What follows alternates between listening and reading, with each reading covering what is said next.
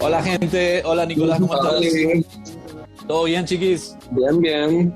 Estamos con Analía acá ya en Estudios Centrales, así que ya la estamos uniendo. Un vivazo hoy, muy vivo, altamente vivo va a ser nuestro vivo de hoy. Lo tenemos a Michi Moragas, que va a entrar sobre la hora porque está en otra campaña, y lo tenemos al compañero Ale Campos, que está haciendo trabajo, sigue haciendo trabajo de base en la Patagonia, pero tenemos una invitada de lujo estelar que es Analía Mas, que ya está entrando a estudios. Hola Michi, ¿cómo estás? Buenas, buenas, ¿cómo están? Muy bien, ¿y vos? Bien, bien. Estamos con Analía Mas, que está entrando acá ya, es inminente la llegada, así que estamos así como muy... Bien, qué gusto. Pues quiero decirles que fue un flash Sí. en la película que nos vimos esta semana. Quiero que sepan, ya. Ah, Llega Analia. la de la hija oscura, la de Netflix. Claro, igual, o sea, a ver, ahí yo tengo una duda, porque la traducción literal es la hija perdida. Sí, que me gusta más, Porque, que me gusta sí, a mí más. me Sí. gusta más, tiene más sentido la hija perdida que la hija oscura. Y además tiene como esta cosa que a mí me pone un poco nerviosa en términos de racismo.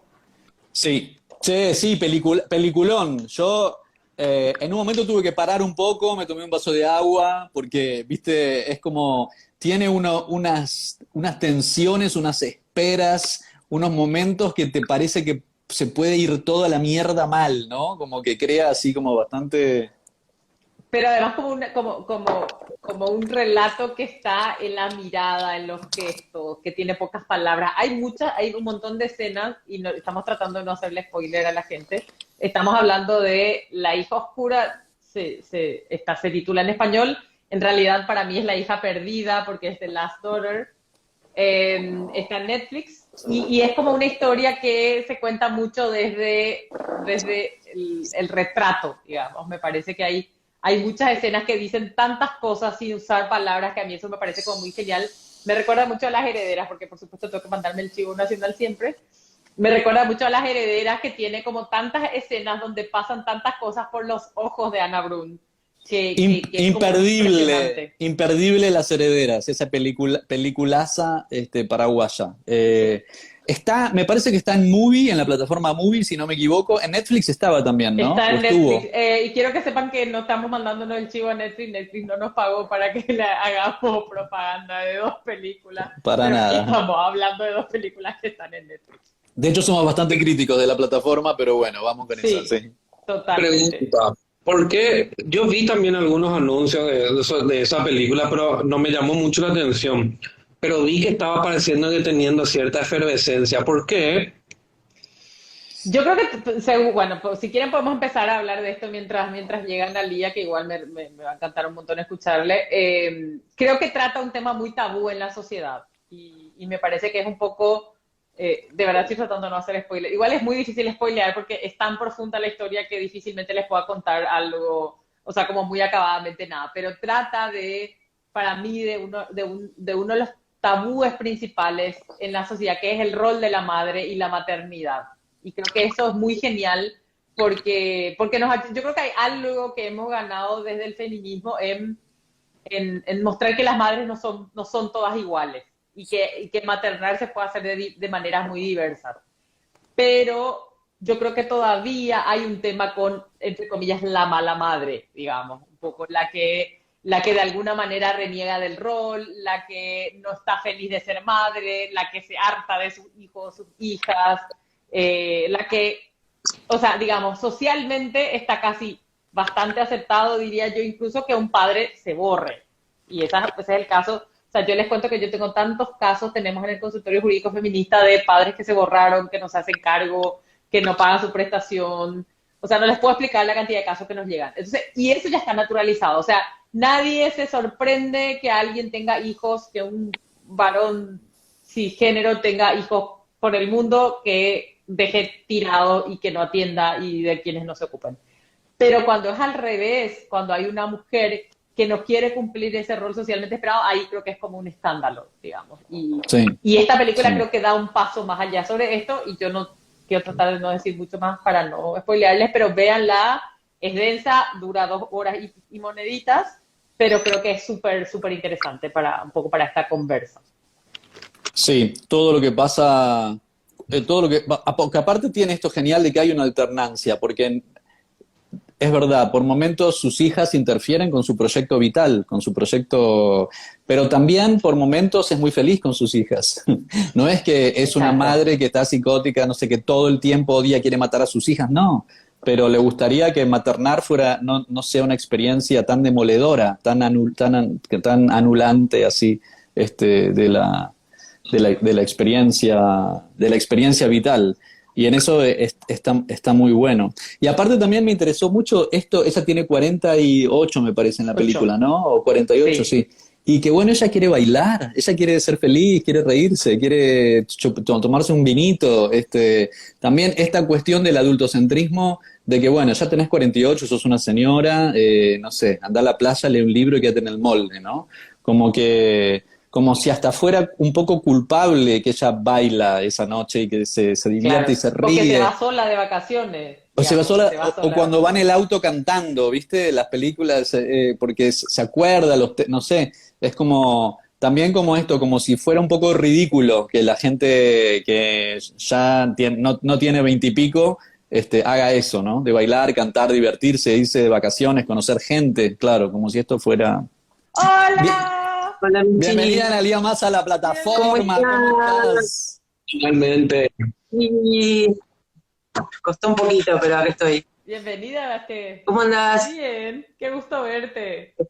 ¿De la peli? Estábamos hablando de la peli, ¿qué te pareció? Me encantó.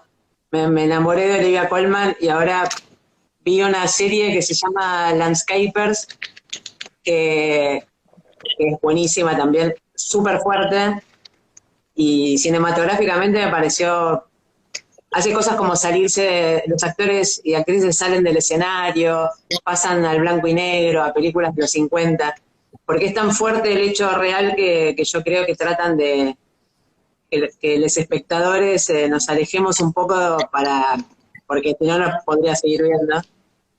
Pero nada, impresionante, porque pasa de esa mujer empoderada de la hija oscura a esta que es una pobre mujer londinense, frágil.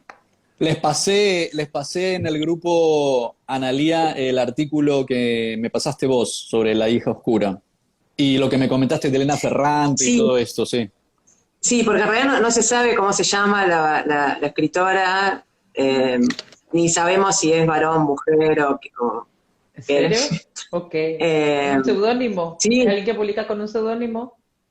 sí, y tiene un montón de libros publicados, Elena Ferrante. Y lo que pasa es que lo ubica, o supongamos que es ella, lo ubica en el sur de Italia, entonces es una realidad totalmente diferente para las mujeres. Y esta nota que publica esta periodista dice, bueno, ya se escribió un montón sobre la opresión de las mujeres y sobre mujeres que puedan abandonar a los hijos en algún momento, pero en la película se ve que el marido es un tipo bastante potable, que ella tiene libertad, digamos, que es universitaria, que trabaja, no es el sur de Nápoles, se va sola a pasar unas vacaciones a Grecia, o sea, le dio una vuelta para esta periodista, dice que va un poco más allá que la propia autora del libro original, Sí. para caer en esos momentos de sinsentido que tenemos en la vida y que no lo podemos contar porque no lo sabemos ni siquiera nosotros qué nos pasa. De hecho, en el libro empieza con la protagonista manejando y que cierra los ojos y choca. Y no cuenta nada porque no podría explicar por qué lo hizo. Y en la peli se ve que empieza, que va manejando y en un momento cierra los ojos, no pasa nada ahí. Y la cantidad de veces que dice no sé, no hay una explicación, no se juzga a esa mujer, y tampoco se la entiende. Ah. Me pareció maravillosa. ¿Te acordás, Nico, que cuando estuvimos la última vez en Lima fuimos a una charla sobre maternidades que armaron en la Casa Libertad, que la habían llevado invitada a Gabriela Wiener, que estaba, bueno, que es esta escritora, activista peruana, que tiene un vínculo poliamoroso con un hombre y con una mujer más joven, española, que estaba también en la charla aquel día. Y bueno, habían tenido una hija de esta integrante del vínculo más joven, porque Gabriela ya tiene una hija de 12 años o 13 años en aquel momento, y me acuerdo que es la compañera más joven que había tenido la hija de ellos hacía poco, dijo, era su primer parto, y dice, bueno, yo después de ese parto me hice lesbiana. Dice, claro, no, por favor, nunca más esto. ¿Qué es esto? ¿Qué es esta experiencia horrorosa? Como que ya arrancó rompiendo desde ahí, ¿no? Desde ese lugar. Pero me acuerdo que lo que señalaban ellas era qué traumático incluso para las niñas ser criado en general en un departamentito de un dormitorio o dos, sola con la mamá, capaz con alguna tía, la abuela, y sin nada. Y lo que ellas proponían es que tiene que haber círculos de mujeres maternando juntas y que se ayuden, y que bueno, los papás si quieren aparecer, que aparezcan, ya veremos, pero que no sea esencial, que no sea necesario, que no se dependa, ¿no? Estaba la Casa Libertad que estallaba de gente, ¿te acordás, Nico? No podíamos ir, que estaba así como salía la gente por la ventana. Fue una noche alucinante, así que de paso aprovechamos para mandarle muchos besos y muchos cariños a M y a toda la banda de Lima, que hacen siempre esas actividades alucinantes. Sí. Claro, a mí me parece, o sea, yo creo que todo lo que culturalmente nos ayuda a mirar que no hay una realidad única en maternar, en formar familia, en juntarse y en amarse, en construir vínculos, me parece que es genial.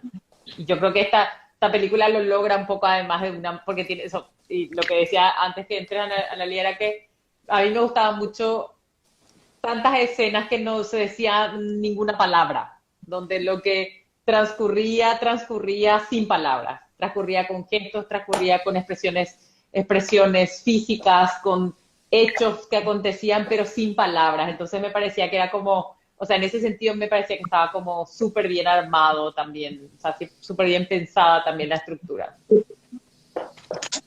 A mí me pasó, no sé si estoy pasando una situación de salud, pero hubo hechos muy pequeñitos que por ahí pasaron por alto, pero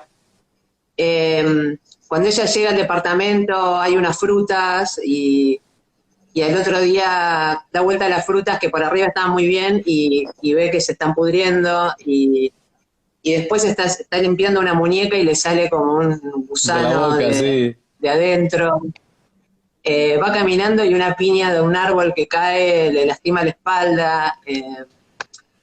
Cuando ella está nadando y la cámara toma partes del cuerpo de una mujer de 48, 50 años, o sea, hay como esta cosa cruel de la naturaleza también y el cruel digo porque nada, las frutas se pudren, existen los gusanos y demás. Y las cuerpas son distintas y tal, pero me parecieron así escenas muy pequeñitas, pero de un impacto donde el símbolo se te cae como la piña en el cuerpo, digamos. Literal. ¿No? Sí. Sí. Y está siempre esa tensión. ¿Cómo? No, yo no tuve ninguna información sobre esta película. Al parecer es todo un suceso, un hecho cinematográfico. O sea, vos no viste a Nicolás Martínez. Habíamos quedado que la veíamos para hoy, Nicolás, hello. ¿Dónde? Sí. Dios mío, siempre perdón. No la vi. Mandamos todos los artículos para leer todo, así, pero no importa, te queremos igual. Sí, te queremos igual. Y cuando la veas vas a tener todo este feedback previo, digamos, antes de ver la película. Sí, así tipo, ¿por qué es tan famosa esta película? Pero, bueno, yo creo que no era famosa, creo que ahora la hicimos famosa. Además es la actriz de Crown. Es la reina de Inglaterra cuando tiene unos 40. Olivia Colman, que es un avión, no se puede creer cómo actúa. En el artículo que vos nos mandaste, Analía, está interesante el viaje que se hace con Kramer versus Kramer. ¿Se acuerdan de esa película que fue como desquiciante en su momento? Y quizás te estoy hablando que esa película debe ser del 76 o del 74 o del 78, por ahí, que es este divorcio en el que ella le otorga la custodia del niño, creo que tienen, a su marido, del que se está divorciando. O sea, no quiere el nene, o sea, todo bien, pero cuidalo vos. ¿Por qué lo tengo que cuidar? ¿Por qué siempre tiene que ser la mamá la que se queda con el niño, no? Que fue un peliculón y que fue como así un cimbronazo, porque es como que se empezaba, quizás es inaugural en el sentido del cine, ¿no? Esa película. Y creo que también habla de Casa de Muñecas de Ibsen. Sí, como... sí. Bueno, a la gente que quiera nos puede pedir en redes y le podemos pasar los artículos, porque estamos acá como discutiendo algo que estamos dispuestas a compartir si quiere la gente que nos está viendo. Okay. Verla en tensión con Kramer versus Kramer está bueno, que es que encima hacen del matrimonio que se está separando, son Meryl Streep y Dustin Hoffman, súper jovencitos. Es del 79 la película, acá lo estoy viendo. Así que bueno. Bueno, ¿qué más tenemos para...? Este fue el warm-up, así tipo la charlita previa a meternos en el tema. Habíamos charlado, bueno, aprovechando que la tenemos a Analía, que nos acompaña hoy en el vivo. Bueno, siempre con Analía hablamos de un montón de cosas, pero hablamos mucho sobre el avance de la derecha, el pensamiento de derecha y de qué manera se puede actuar para poder intervenir en ese fenómeno que está pasando, especialmente en los aspectos comunicacionales, ¿no? Así que te queríamos preguntar, Analía, ¿en qué andás con todo eso? Que vos siempre tenés la sartén por el mango con la defensa, con defendernos de estas barbaridades.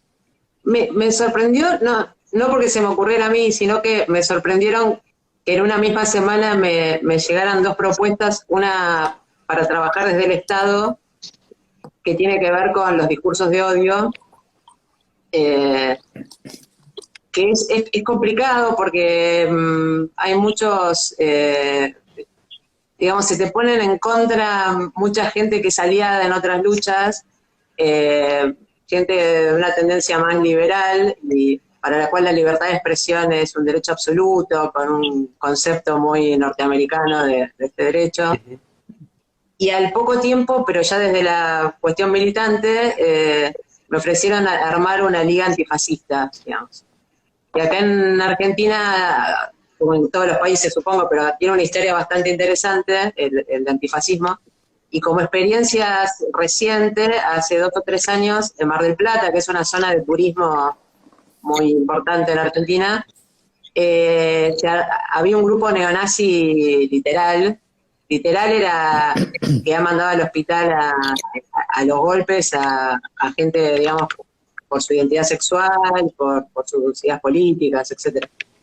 Y se armó la Liga Antifascista y me cuentan quienes la componen que eran grupos que tal vez nos hablaban hacía 20 o 30 años por diferencias políticas, por cuestiones, así que todos los grupos democráticos de todo el espectro que se les ocurra se unieron en esta liga y lograron iniciar un juicio contra esta gente y que fueran presos. Esto es Bandera Negra, ¿no, Analía? ¿De la agrupación Bandera Negra de Mar del Plata? Se llama Liga Antifascista y está formada por un montón de grupos. No sé si... El grupo neofascista, me parece que era Bandera Negra. Yo estudié el caso hace poquito para un articulito que escribí sobre el avance de la derecha, justamente, y es muy interesante el fallo, porque toda esta gente logra que se mande preso a los integrantes de Bandera Negra, pero el fallo del juez de Mar del Plata, que está muy bueno leerlo, empieza sobre los avances que se realizaron en Alemania para limitar el accionar de pensamiento con que tenga origen en el nacionalsocialismo y lista todos los elementos nazis que tiene este pensamiento de Bandera Negra, ¿no? Y entonces como que es súper central la importancia de que tengamos legislación y que tengamos un reconocimiento concreto de los hechos sobre los cuales ya no se pueda discutir, porque para el juez no hay discusión de que el pensamiento nacional socialista, que tiene que ver con el odio a las personas con su condición de género, raza, religión, etcétera, etcétera, es algo que es intolerable en la sociedad y que cualquier persona que lo encarne tiene que ir presa, punto. No hay otro camino, ¿no?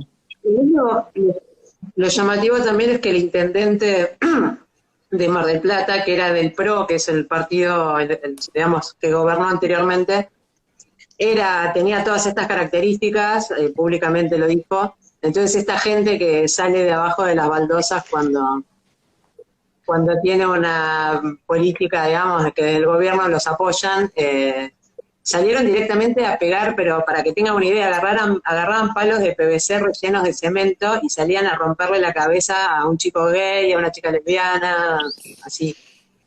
Y de hecho, la primera vez que nos pegaron, digamos, nos tiraron con balas de goma en un encuentro nacional de mujeres fue en Mar del Plata. Fue el primer encuentro que nos encerraron en la catedral y nos dispararon balas de goma y gases lacrimógenos encima, y a las chicas las agarraban de los pelos y las metían dentro de la catedral. Ahí comenzó. Así que nada es casual. Pero bueno, hicimos una campaña enorme de todo el país, mandábamos cartelitos con no a los nazis, no al fascismo, y bueno. Pero bueno, me sorprendió porque me parece... Sobre lo que pasó en el Mar del Plata hay una película, ¿no? Hay un documental, sí. Voy a buscar cómo se llama mientras nos siguen contando. Y seguro está Fernando Lozada, que es amigo y en varias luchas. Él creó Ateos Mar del Plata, que también fue un espacio que hacía congresos anuales donde nos empezamos a hablar de lo que fue matrimonio igualitario, ley de identidad de género, aborto, o sea, y desde ahí creamos CAEL, la Coalición Argentina por un Estado Laico. Nada, hablamos cuando éramos 5 hablando de este tema, pero bueno, hoy por suerte no, porque trabajamos mucho, está en la agenda de todos los movimientos, digamos.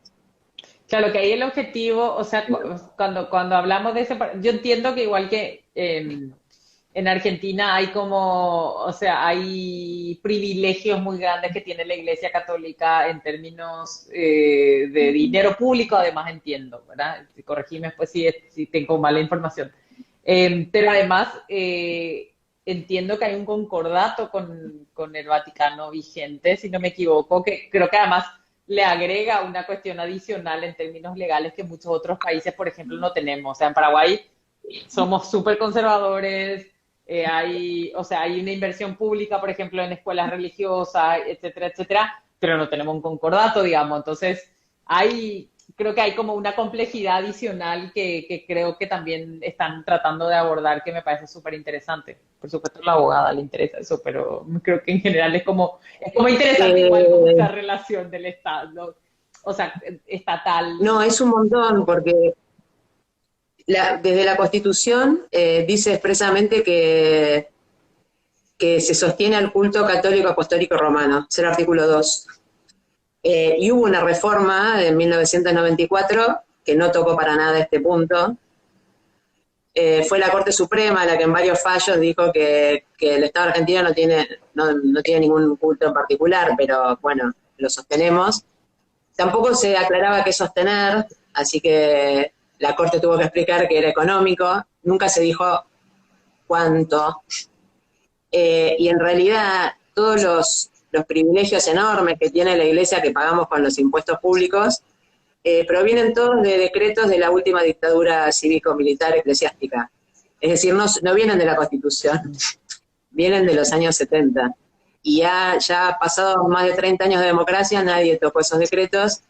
Y este año, el 2021, iniciamos un juicio pidiendo la derogación de todos estos decretos. No sabemos cómo nos va a ir. Sí, hay un concordato, es decir, que ellos pueden aplicar la ley del Estado Vaticano. Estamos sosteniendo un Estado extranjero, básicamente. Y además en el Código Civil actual, que es del 2015, le otorga una persona jurídica pública, es decir, que tiene el mismo estatus que el Estado Nacional, que una provincia o que un municipio. Mientras el resto de las religiones son personas jurídicas privadas, es decir, como una mutual, una sociedad anónima, un club de barrio. Sí, así de grave. Y siempre tenemos el tema de que no solamente lo sostenemos, sino que además interfieren directamente en el debate político, porque podría ser como en Uruguay, ponele que no se meten en nada y listo, pero que es un Estado efectivamente laico, ¿no? Pero nosotros les estamos pagando y ellos además, ellos con una O grande de patriarcado, se encargan de interferir directamente en los debates parlamentarios, por ejemplo. Acordate todo el tole-tole que se armó, citando a Cristina con sus nuevos adjetivos, que se armó con el tema de matrimonio igualitario, ¿no? Que estaba Cartaz, creo que era el representante de la iglesia, que iba a todos los programas de televisión y que, bueno, había que ponerse adelante. Y eso es interesante, porque ahí me acuerdo que charlamos mucho con Analía de tendríamos que cortarle todos los subsidios porque está interfiriendo directamente en los asuntos soberanos de la República, que es el debate de las leyes. No tiene por qué opinar. O ponele que lo sostenemos porque dice la Constitución. Pero bueno, ¿en qué momento los actos del Vaticano pueden hacer que se caiga el sostenimiento que el Estado tiene que hacerle por eso, por interferir maliciosamente en el normal funcionamiento de las instituciones, por meterse con la magistratura, por meterse con el Parlamento, ¿no? A tratar de reducir derechos o de evitar la ampliación de derechos.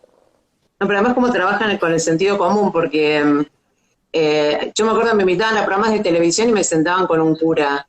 Y digo, ¿por qué si me invitan a mí como abogada, yo tengo que hablar con un cura? Digo, yo decía, si vengo a hablar de antisemitismo, ¿me van a sentar un nazi enfrente? O sea, no entendía el razonamiento.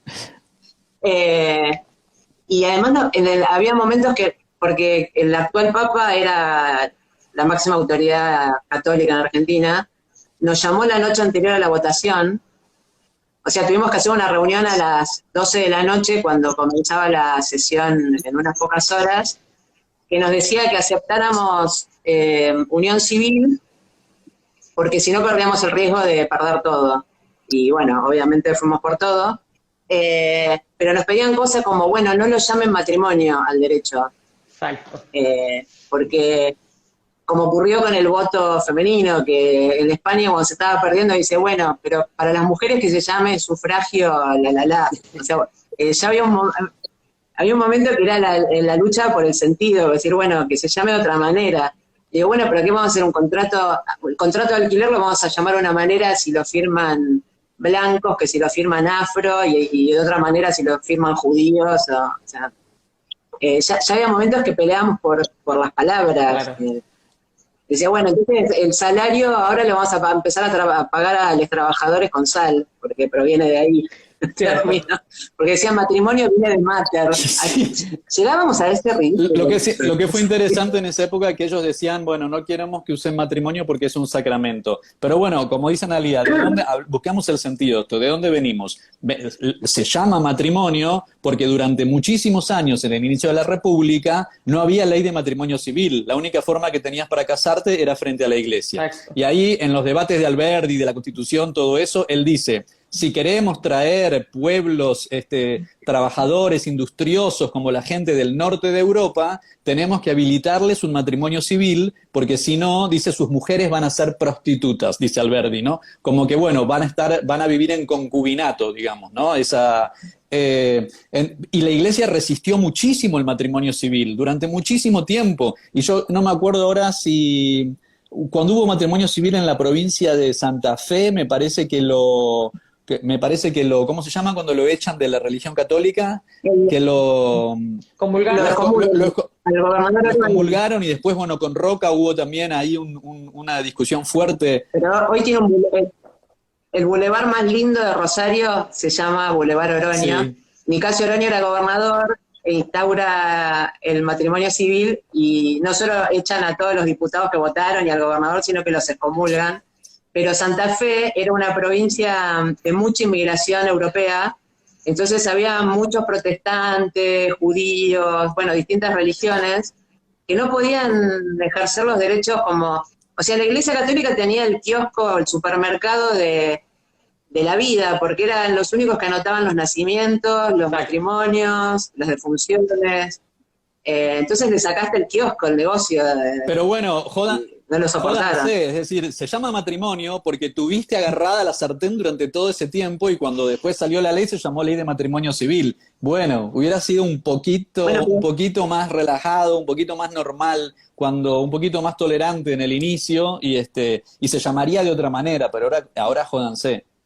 Yo me acuerdo cuando era la discusión. Bueno, pero fíjate que hasta los 90, y no sé, en Chile creo que fue después, la existencia del divorcio como un derecho indisoluble. ¿Qué contrato en el Código Civil es indisoluble? ¿A alguien se le ocurre un contrato de garage de por vida o de alquiler? Obviamente porque el concepto de matrimonio en el derecho fue tomado de la religión, si no, a nadie se le ocurre que te obliguen a unirte a una persona de por vida, es un contrato, o sea... Sí. Ya vi que Ahora, si querés disolverlo es como una cosa difícil, claro. larga, cara, o sea... Sí, yo quería hacer una pregunta y también confirmar a ver cómo es en Argentina. Porque hoy justamente estuve hablando con mi hermano, con Álvaro, que me comentó que él en uno de estos años escribió sobre Estado laico en el informe de la Comisión de Derechos Humanos. Y me comentó, y tipo mi mamá, estamos en el almuerzo familiar hermoso. Temas livianitos en la familia. Listo, sí. Y ahí mi hermano, sí, temas livianitos. Y ahí mi hermano cuenta que escribió lo de Estado laico. Y mi mamá un poco así, ¿qué? ¿Y qué guau? ¿Cuál guau es la intervención de cuál supuestamente es la intervención de la iglesia en el Estado? Pregunta a mi mamá, que es una señora adorable, pero tiene sus cositas. Y mi hermano le dijo, ¿vos sabías que el Estado puede intervenir en las licitaciones públicas? Perdón, que la iglesia puede intervenir en las licitaciones públicas. Y yo eso, por ejemplo, me quedé así, en serio, yo no sabía eso, no tenía idea. ¿Eso es así o cómo se da o cómo es? Y eso pasa también en Argentina, le pregunto, porque ese es un nivel de poder absurdo.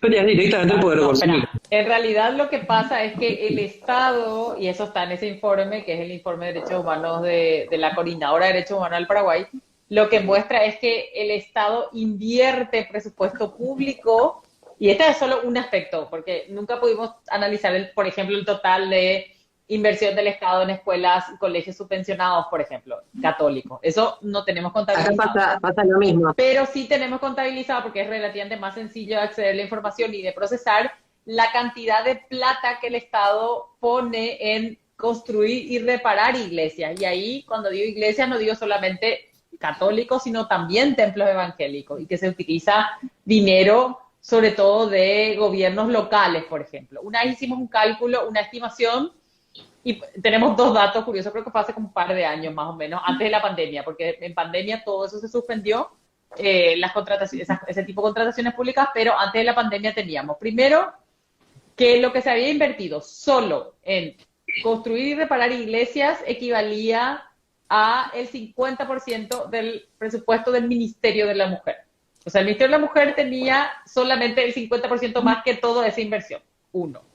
Segundo, cuando vos mirabas para qué eran esas licitaciones, por ejemplo, había una licitación que era para, y lo voy a decir en buen romance, limpiar la caca de las palomas de una de la Catedral de Asunción. Y eso eran como 400 millones de guaraníes o una cosa así, no estoy exagerando. O sea, y eso es un montón de plata. No soy muy buena con los números, así que voy a pensar, bueno, tampoco si te digo dólares no te dice nada, porque yo sé que usted tiene $5, 5 de tipo de cambio más o menos, entonces no te voy a decir, no te voy a quedar en 400 millones de guaraníes, después te voy a decir en qué queda. Pero era como así, un montón de guita, o sea, con 400 millones de guaraníes te compras una casa, básicamente, en Asunción. O sea, te la resumo. Wow. O sea, con la plata con la que te podrías comprar una casa, el Estado paraguayo estaba tratando de limpiar la caca de las palomas, que no sé si saben, pero la caca de paloma es de la cosa más tóxica y radioactiva más o menos que existe. O sea, es como de las cosas que más destruyen las estructuras. Bueno, el Estado paraguayo en ese momento estaba pagando una licitación para limpiar caca de paloma a un... Después se justificó que la Catedral de Asunción es un monumento histórico y que tiene un valor patrimonial y Pero básicamente, y el hecho era el mismo, se estaba limpiando la caca de las palomas con presupuesto público. Es interesante cómo fue avanzando, bueno, la ventana de Overton que nos cuenta, que nos dice siempre Nico, en qué estábamos pensando hace 20, 30 años y qué estamos pensando ahora y cómo es siempre bueno ir siempre tratando de avanzar con más derechos. Yo me acuerdo cuando tuvimos la Convención Nacional Constituyente, que se discutió en un momento, vamos a seguir invocando a Dios, porque viste, se invoca a Dios como fuente de todo saber y justicia, no sé qué. Y me acuerdo que Graciela Fernández Mejía en aquel momento dijo, mientras se incluyan a los tratados de derechos humanos, que invoquen a Tutankamón por mí, o sea, no tengo ningún problema. Y es interesante, ¿no? Porque en aquel momento el asunto crítico era darle jerarquía constitucional a todos los tratados de derechos humanos, porque esa iba a ser la herramienta con la que íbamos a después a meter en cana a todos los milicos, ¿no? Pero bueno, cómo se va corriendo y cómo es importante que sigamos avanzando, porque ¿quién fue que dijo ahora si les molesta tanto Dios saquen de la Constitución? Una diputada del PRO, me parece. En el debate de aborto, lo dijo cuando le tocó hablar en el Senado. Claro, ¿sí? dijo, si les molesta tanto a Dios, dijimos, saquen sí, la Constitución. bárbaro. Y dijimos, bueno, sí, Sí. salieron todos los memes, súbete perra, vamos a sacar a Dios de la Constitución. Pero pero bueno, sí. O sea, hoy ese es sería, necesito sacar a Dios de la Constitución. Claro, ese es el próximo paso. Ese es el próximo paso.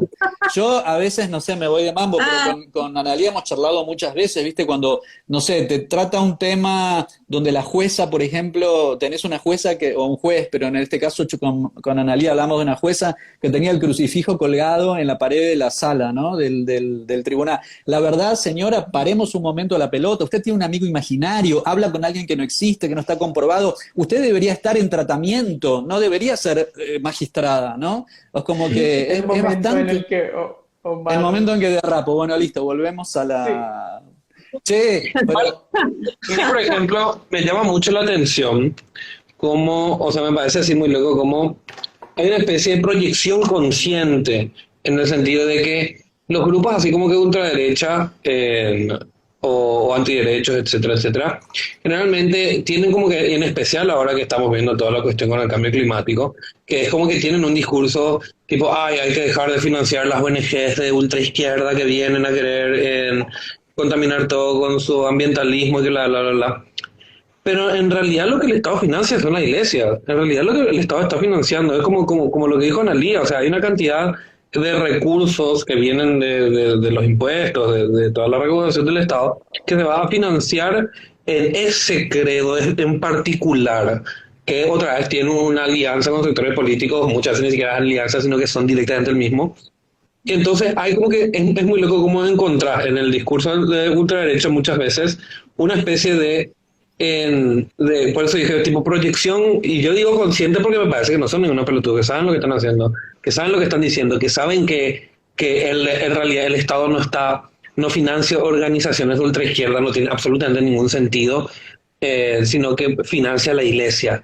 O sea, tipo que es... Por eso digo que hay como que muchas veces en los argumentos de estos sectores es muy loco porque podés encontrar el reverso y el reverso es verdad.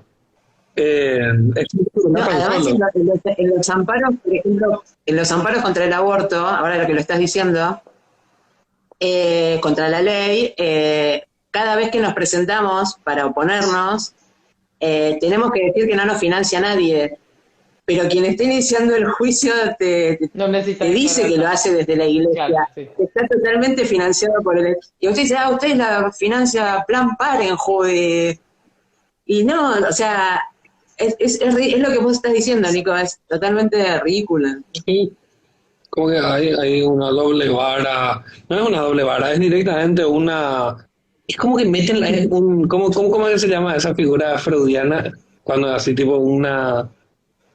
Cuando decís algo como que sin querer y te estás delatando, bueno, tal pedo. Un lapsus. Un acto fallido, ahí está, te juro, es así, es un acto fallido constante. Sí, pues es que no sé, yo iba a contar algo del tema de antifascismo en Argentina. Y nada, les contaba que me llamó la atención las dos propuestas, la de trabajar desde el Estado en los discursos de odio y el formar una ley antifascista, que para mí tiene mucho que ver, y me pregunté por qué me están planteando esto. Entonces me puse a leer un poco de la historia en Argentina, la relación del antifascismo con la cuestión de género. porque uno de los grupos no políticos, digamos, que surgen es acá en los años 20 y 30 con las mujeres anarquistas, que eran todas migrantes, digamos, de Europa y demás. Y empiezan a formar estas ligas antifascistas que ayudaban a la España, digamos, en la guerra civil, y tal, hasta que llega el peronismo. Cuando llega la figura de Perón, ahí la cosa se complica porque empieza a haber, por un lado, esta lucha antifascista sirvió para que las mujeres tomaran la escena pública, digamos, el espacio público, la discusión política. Cuando llega Perón, por ejemplo, hay una mujer conocida, que fue una política que era radical, del Partido Radical, católica, y veía en Perón el monstruo, era Hitler, Mussolini y Franco, todos juntos, pero en los discursos se ve claramente que era más una cuestión de clase, era la civilización contra la barbarie, pero se hacía de este discurso antifascista. Y llegado ya a este punto, estaba leyendo un autor norteamericano, no me acuerdo, se llama Mark, no sé cuánto. Él habla de que hay dos fascismos actualmente, digamos fascistas populares, que dice, hay un grupo que tiene todo este discurso fascista, conservador, y banca las políticas económicas neoliberales. Y hay un segundo grupo que sería fascista y que banca, digamos, que tiende más a un estado de bienestar. Lo que estamos conociendo es el primer grupo, ¿no? Los Bolsonaro, etcétera. Entonces el tipo dice que una de las características principales del fascismo actual, de las ultraderechas que estamos conociendo, es su lucha, vomitan a los feminismos y a las disidencias sexuales, porque son básicamente patriarcales, o sea, es la base de estos grupos. Entonces este autor sostiene, hablando de Vox en España, le hace una entrevista en España por el grupo Vox, entonces dice que para él el núcleo de la resistencia contra el fascismo son los feminismos, que no se puede leer el fascismo actualmente sin la lectura feminista, digamos.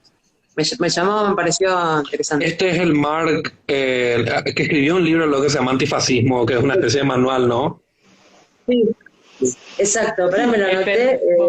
Nico, busca en su biblioteca. Sí. Dice, acá está, dice.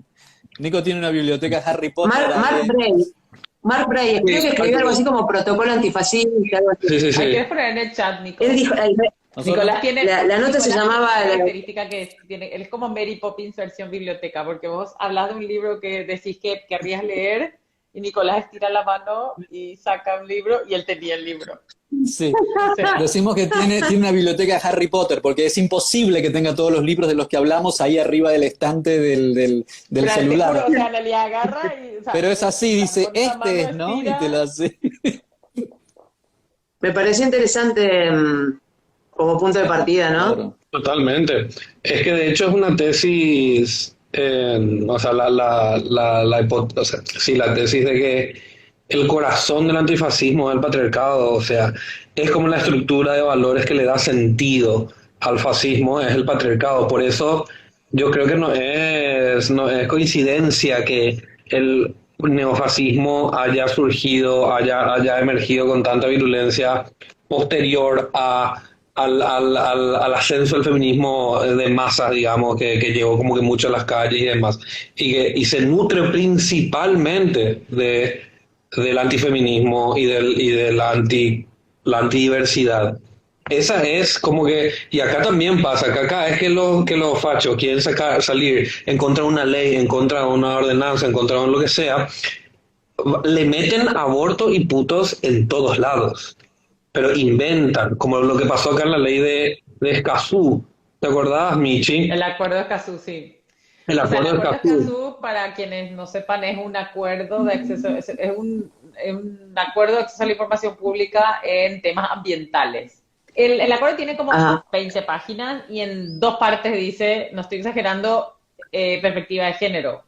Acá hicieron una campaña liderada por el pero todavía arzobispo de Asunción, Edmundo Valenzuela, que se supone que ya está jubiladito desde diciembre, pero todavía no sabemos quién le sucede, entonces aparentemente todavía no se terminó de ir, diciendo, y sacó un video diciendo que era ideología de género, y que era más o menos la puerta para el aborto y el matrimonio igualitario, era un acuerdo de acceso a la información pública.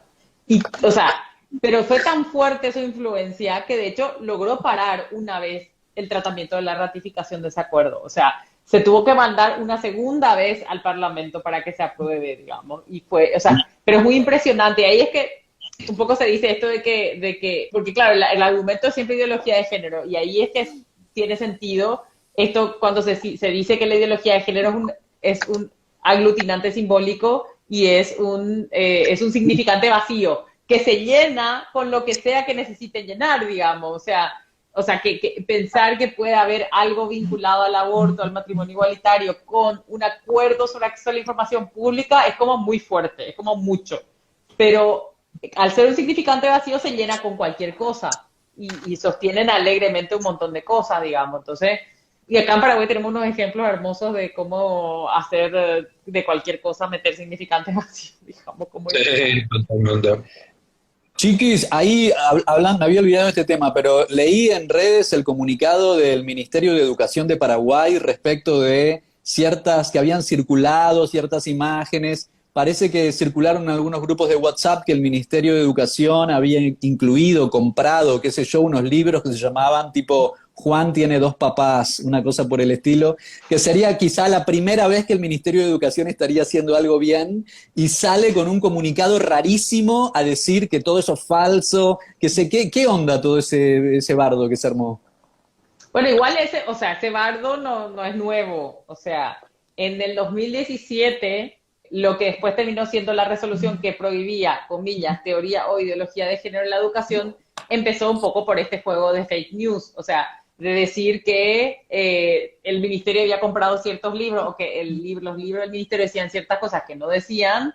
Y en su momento, en el 2017, también el Ministerio de Educación salió a decir que era mentira. Lo que pasó en ese momento, yo creo que a diferencia de este momento, es que alguien, una fundamentalista, se montó en eso y hizo un evento político de eso. Y terminó siendo una resolución del Ministerio de Educación que todavía está vigente, digamos, que es del 2017, de octubre del 2017, y que prohíbe la teoría o la ideología de género en los textos educativos. O sea, yo creo que alguien intentó de alguna manera más o menos montarse el mismo, que fue lo mismo que hicieron en el 2016 en Colombia cuando sacaron también unos fake news sobre unas cartillas educativas también. O sea, hay un modus operandi ahí. Eso nunca es, voy a difundir nomás un fake news y a ver qué pasa. Siempre tiene una intencionalidad de generar una reacción concreta que termine finalmente logrando que los grupos antiderechos acumulen más, digamos, porque lo que hacen es acumular más poder, digamos, a partir de que el Estado se mueve en función de eso. En este momento lo que creo que no ocurrió es que nadie como que tomó eso más allá y quedó como en fake news, aclaración del ministerio y terminó, digamos. Pero en otro momento podría haber significado mucho más. Pero qué tremendo que el ministerio le dé tanta entidad que salga a hacer ese comunicado como... Porque, bueno, no sé, en fin, evidentemente es un tema que los irrita un montón. Che, nos estamos quedando sin tiempo, pero antes de cerrar, quería charlar un poco con Analía, bueno, y charlarlo acá en el debate entre nosotros, los dichos de la ministra de Educación porteña, Soledad Acuña, que dijo que, bueno, que ya los chicos que se han perdido, los chicos que no han tenido escolaridad, que se han perdido por los pasillos de las villas, ya están tomados por el narcotráfico y las drogas y que ya los abandonemos directamente, ¿no? O sea, como que sí. ¿Qué onda? ¿Qué hay que hacer? ¿Que hay que matar a los niños de las villas? ¿Qué pretende la ministra? ¿Estamos locos? O sea, fíjate al nivel, porque acá hablamos del discurso de odio, de algún tipo de actuación antifascista, pero ya en la ventana de Overton nos la han corrido directamente a lo indefendible. Esta señora tiene que estar, no sé, tiene que estar procesada e inhabilitada para ocupar cargos públicos por decir semejante barbaridad. ¿Qué onda, Analía? ¿Cómo la ves? Sí, yo no creo que haya sido fallido, le habla a su electorado, porque ella es ministra de una ciudad donde no hay vacantes para todos los chicos, hay chiques que no tienen vacantes, miles. Y además esta estigmatización de que si sos un niño y vas a una escuela pública, entonces si no te pudiste escolarizar, que creo que no son más de 100, no sé, estás perdido en una villa y siempre es el narcotráfico. O sea, pero además ellos dieron de baja a un plan Conectar que existió durante el gobierno de Cristina, que bueno, todas las chicas tenían acceso a una computadora y a Wi-Fi y podían estudiar. Obviamente que el gobierno posterior de Macri lo dio de baja.